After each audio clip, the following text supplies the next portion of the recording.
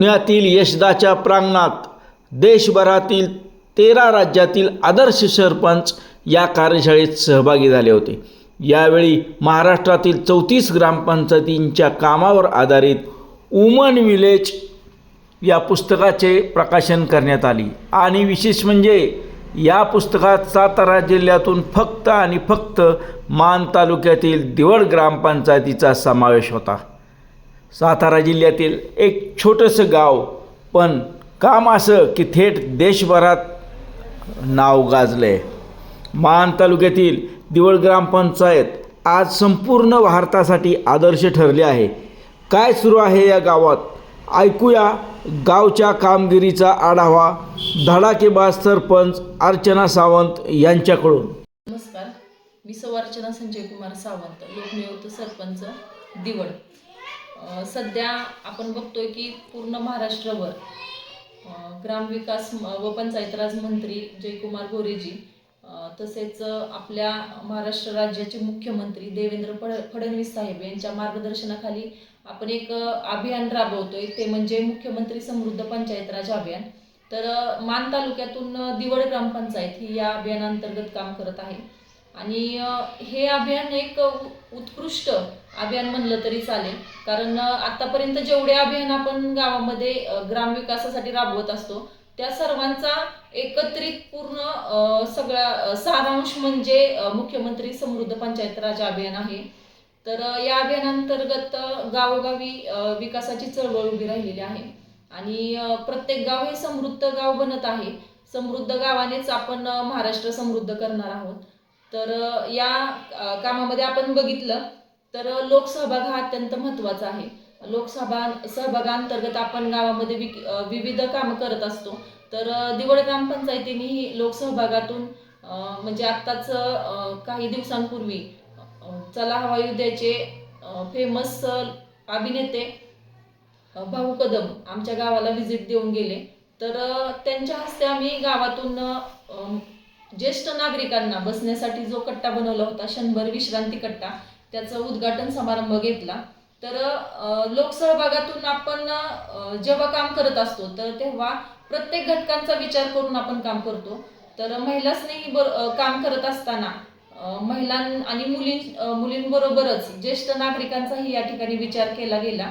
यामुळे ज्येष्ठ नागरिक जेव्हा थकून भागून गावात परत येतात आणि कुठेतरी त्यांना 100 विश्रांतीसाठी बसण्यासाठी जी जागा असते ती म्हणजे गावच्या पारावरचा कट्टा। तर लोकसहभागातून आम्ही तो उभारला आणि याच्यामुळे ज्येष्ठ नागरिक त्या ठिकाणी बसू लागले आणि जुन्या आठवणींना उजाळा मिळाला आणि जुनी जी मैत्री म्हणतात ती अधिकच घट्ट झाली।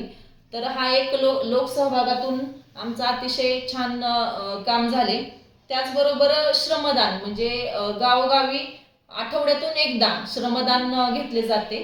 तर या अभियानांतर्गत म्हणण्यापेक्षा मी असं म्हणेन की अभियानाच्या अगोदरपासूनच आमच्या गावातून आठवड्यातून एकदा श्रमदान केले जाते। आमच्या गावातून एक सामाजिक सेवा मंडळ म्हणून जो एक ग्रुप आहे त्याच्यामधूनच आम्ही या कामाची सुरुवात केली होती आणि त्याला आता जोड मिळाली की अभियानाची।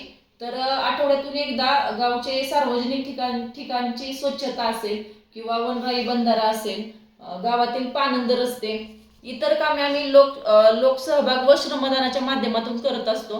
याच्यामुळे गावाला आणि जे गावातील शेतकरी आहेत पाणंद रस्त्याला जोडणारे त्यांनाही खूप त्याचा फायदा झाला। त्या व्यतिरिक्त आपण म्हटलं तर नरेगाची जी कामं आहेत गावात होणारी, तर हे अत्यंत महत्त्वाची कामं आहेत। याच्यामध्ये शोषखड्डे असतील, जलतारा असेल, विहीर पुनर्भरण असेल, घरकुलं असतील, तर ही कामं अतिशय महत्त्वाची कामं आहेत। याच्यामुळे पाणी अडवा पाणी जिरवा ही संकल्पना अतिशय उत्कृष्टरित्या राबवली जाते। आपण पाहिलं असेल की पाणी फाउंडेशनच्या माध्यमातून काही वर्षांपूर्वी एक चळवळ उभी राहिली होती। त्या चळवळीमध्येही दिवड ग्रामपंचायतीचा सहभाग होता आणि अतिशय छान काम दिवडमध्ये झालेलं होतं। तर त्याचा पावसाळ्यात सर्वांनी अनुभव घेतला की त्या पाणी फाउंडेशनचा खूप फायदा झाला। तर त्याच अनुषंगाने आता ह्या अभियानातही पाणी अडवा पाणी जिरवा या संकल्पनेअंतर्गत आम्ही काम करत आहोत। जर आपण पाहिलं की मोफत सूर्यघर योजना, तर ह्या योजनेच्या अनुषंगाने प्रत्येक घरावरती मोफत सोलार आपण करत आहोत. तर याच्यासाठी केंद्र शासन व राज्य शासन यांचं अनुदान आहे. तर ह्या दृष्टीने पण काम करण्याचा आमचा मानस आहे. तसेच दिवड ग्रामस्थ व दिवड गावातील महिला यांच्या सहकार्यातून आणि त्यांच्या सहभागातून दिवड अतिशय चांगल्या प्रकारे काम करून प्रत्येक योजनांमध्ये भाग घेत आहे. आणि यासाठी आम्हाला मार्गदर्शन मिळते ते म्हणजे आमच्या तालुक्याचे गट विकास अधिकारी प्रदीप शेंडगे सर आहेत, विस्तार अधिकारी नंदकुमार फडतरे साहेब आहेत आणि आपल्या जिल्ह्याच्या ज्या मुख्य कार्यकारी अधिकारी आहेत याशनी नागराजन, की त्यांच्याकडे बघून प्रत्येक महिला सरपंच ही नवनवीन गोष्टी शिकत असते, धाडसी बनत असते आणि तिच्यामध्ये एक वेगळीच जिद्द निर्माण होते. त्याच्यामुळे त्यांचंही मार्गदर्शन आम्हाला खूप लागतं. तसेच गेल्या वर्षी आम्हाला राज्यातून जी गावातील मंजूर घरकुरं होती ती वेळेत पूर्ण केल्याबद्दल आम्हाला पुरस्कार मिळाला. आणि चंदेरी कार्ड म्हणजे आपण नळ पुरवठ्याच्या ज्या योजना आहेत गावात किंवा पाणी पुरवठा व्यवस्थित चालू ठेवण्यासाठी जे आपल्याला हिरवे कार्ड सलग 5 वर्ष मिळते, तर ते आमच्या गावाला मिळाले आणि त्यातूनच सलग 5 वर्ष हिरवे कार्ड मिळाल्यानंतर आम्हाला चंदेरी कार्ड मिळण्याचा पण आमचं गाव यशस्वी ठरलं. तर मुख्यमंत्री समृद्ध पंचायत राज अभियान हे अतिशय उत्कृष्ट असे अभियान असून मी आपले ग्रामविकास व पंचायत राज मंत्री जयकुमार गोरे भाऊ यांचे मनापासून आभार मानते की त्यांनी अशा अभियानाची सुरुवात केली. अत्यंत आनंदाची गोष्ट अशी आहे की सातारा जिल्ह्यातून एकमेव दिवड ग्रामपंचायत ही महिला स्नेही व बालिका स्नेही ग्रामपंचायत अंतर्गत काम करत आहे. तर या अनुषंगाने दिनांक 8 जानेवारी व 9 जानेवारी या रोजी यशदा पुणे या ठिकाणी सरपंच व ग्रामसेवक यांची नॅशनल कार्यशाळेसाठी निवड करण्यात आली. यामध्ये राज्यभरातून 13 राज्यातून सरपंच या ठिकाणी आले. खूप छान अनुभव आम्हाला मिळाला. महिला स्नेहीसाठी गावात काम करत असताना महिलांचं मुख्यत्वे महिलांची संरक्षण व महिलांची ग्रामपंचायतीच्या प्रत्येक कार्यामध्ये असणारा सहभाग हा महत्त्वाचा होता.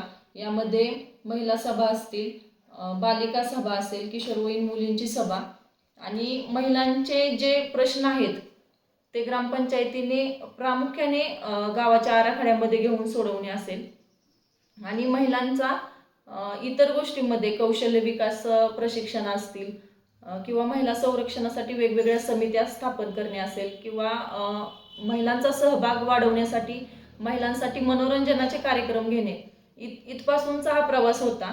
आणि सातारा जिल्ह्यातून एकमेव दिवड ग्रामपंचायतीची या कार्यासाठी निवड झाली आणि दिवड गावाने ते पूर्णत्वपणे पूर्ण केले आणि आज दिवड ग्रामपंचायत ही फक्त राज्यात नव्हे तर देशभरात पोहोचली.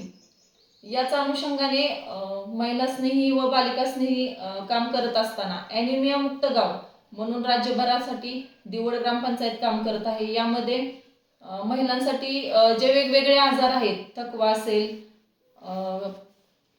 कंबरदुखी, पाठदुखी, तसेच चक्कर येणे, इतर जे त्रास होतात की जे महिलांचं HBचं प्रमाण आहे ते महिलांचं कमी राहतं आणि महिला स्वतःकडे लक्ष न देता सतत कामात वेळ घालवत असतात आणि स्वतःच्या प्रकृतीकडे दुर्लक्ष करत राहतात. तर हा एक मोठा विषय आमच्या पुढे उभा राहिला की ॲनिमिया मुक्त गाव कसं करायचं. तर यामध्ये आम्ही महिलांसाठी स्वतःला HB तपासणी केली. HB तपासणी करून खरं तर महिलांचा HB खरंच खूप कमी होता. तर आमच्यासाठी तो मोठा एक टास्कच होता की महिलांचा HB वाढवणे. तर याच्या अंतर्गत आम्ही महिलांना मायक्रोग्रीन्स असेल किंवा पोषण आहार कसा घ्यावा आणि काय घ्यावा याच्याबद्दल आम्ही महिलांना वेळोवेळी कार्यशाळा घेतल्या. तसेच महिलांचा पोषण आहाराचे प्रात्यक्षिक मांडून की किशोरवयीन मुली असतील, गरोदर माता असतील, स्तनदा माता असतील, त्यांनी कोणता आहार घेतला पाहिजे याच्याविषयी महिलांना मार्गदर्शन केले व महिलांचा त्या पोषण आहाराचा महिलांच्या आहारामध्ये समावेश करून घेतला. तर आज आमचं गाव ॲनिमिया मुक्तीकडे सुद्धा वाटचाल करत आहे. गावामध्ये महिला स्नेहीसाठी काम करत असताना एक वेगळा अनुभव म्हणजे digital story telling Hyderabad NIRDPR या कॅम्पसमध्ये 2 दिवसाच्या प्रशिक्षणासाठी महाराष्ट्रातून 6 महिला सरपंचांची निवड करण्यात आली. याच्यामध्ये दिवड ग्रामपंचायतीमधून माझी निवड करण्यात आली. तर या ट्रेनिंगचा मुख्य हेतू म्हणजे महिला सरपंच ह्या कुठल्याही क्षेत्रात किंवा कुठलेही कार्य करत असताना पाठीमागे राहू नये, त्यांना प्रत्येक क्षेत्रातला अनुभव यावा. आपण आजकाल बघतो की जेव्हा आपण काम करतो त्याची जाहिरात करत असतो, तर ती जाहिरात ही तेवढ्याच प्रभावीपणे होण्याची गरज असते. तर ते आम्हाला त्या ठिकाणी शिकवण्यात आले की आपण एखादा व्हिडिओ जरी घेत असेल गावचा, तर त्याची सुरुवात कुठून केली पाहिजे किंवा ते समोरच्या व्यक्तीला, गावातील ग्रामस्थांना असेल किंवा तालुक्यातील जिल्ह्यातील इतर ग्रामस्थांना असेल, तो कसा आवडेल. तर याचं आम्हाला त्या ठिकाणी शिकवण्यात आलं. तर ही संधी आम्हाला यशदाकडून मिळाली. तर मी प्रथम आपल्या माध्यमातून यशदाचे खूप खूप आभार मानेन की एवढ्या मोठी संधीची त्यांनी आम्हाला एवढी मोठी संधी आम्हाला दिली. त्याबद्दल यशदाचं खूप खूप आपल्या माध्यमातून आभार मानते. आणि एखाद्या स्त्री किंवा महिला सरपंच म्हणा की त्यांचं कार्य हे सर्वांपर्यंत पोहोचवण्याचं जे आपण काम करत आहात, तर आपलं पण मी खूप खूप आभार मानते.